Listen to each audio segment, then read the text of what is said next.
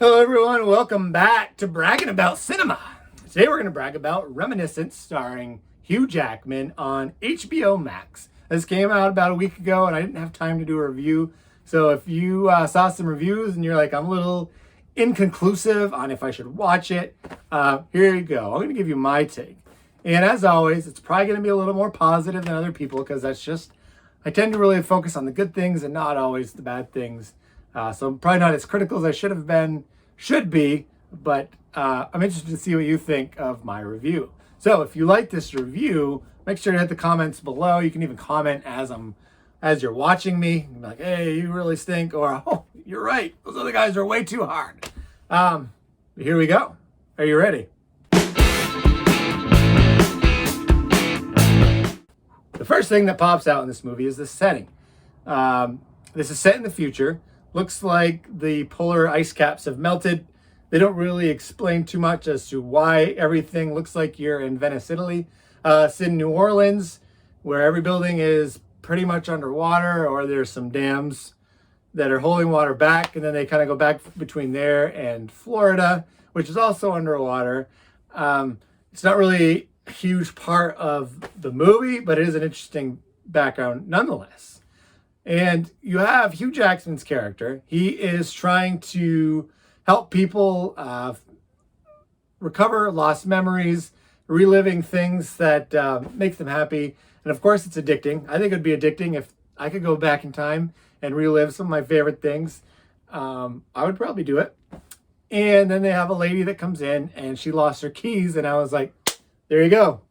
That's definitely some brags, I know. This is definitely a really slow-paced movie, so if you are looking into a high-octane adventure fest, this is not for you. If you want to kind of find a whodunit, what's going on, who is this girl that Bannister just loves, this might be more of your style. So what I liked about the movie is every time Hugh Jackman's character finds something interesting in one of his visions, then he goes, researches it, sees if he can find the girl he's madly in love with. Then he uncovers all these different clues, and then he has to go back, search his memories again until he can find her. And they really cross an ethical dilemma when they force others to go under and relive memories. And Hugh Jackman is kind of the mastermind where he leads you to memories he wants to see. And while you're under the machine, the people in the business can see your memories.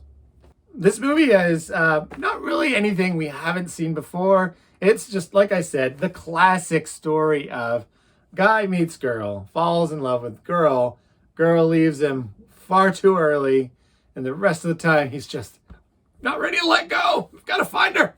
Where is she? Where is she? And, but it's a good twist with the dilemma of should you constantly revisit your past? And you see a few characters in the movie are just paralyzed by their addiction to trying to live in the past and not live in the present.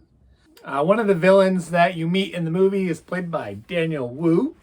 I was watching the movie and I was like, where have I seen that guy before?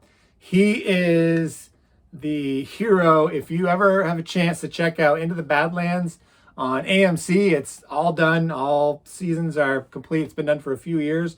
One of my favorite martial arts series ever on TV, so definitely check that out.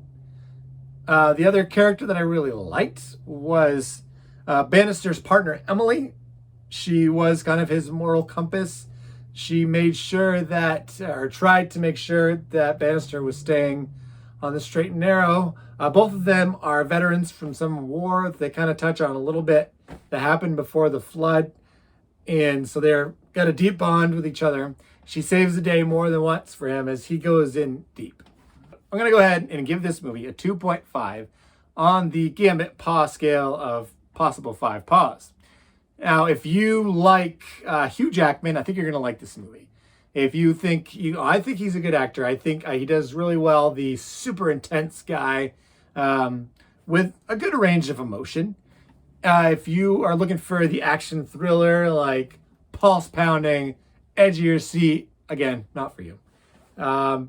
If you're looking more of a slow burn murder with a sci-fi twist, this one's for you. I don't think this is a bad movie. I just feel like it's something we've seen before. But if you found this review helpful, please consider giving it a thumbs up.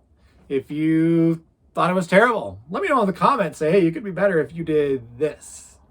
And as always, hit that notification button so you can be the first to say, I saw this movie first. And as always, if you watch my videos, you're going to find something to brag about.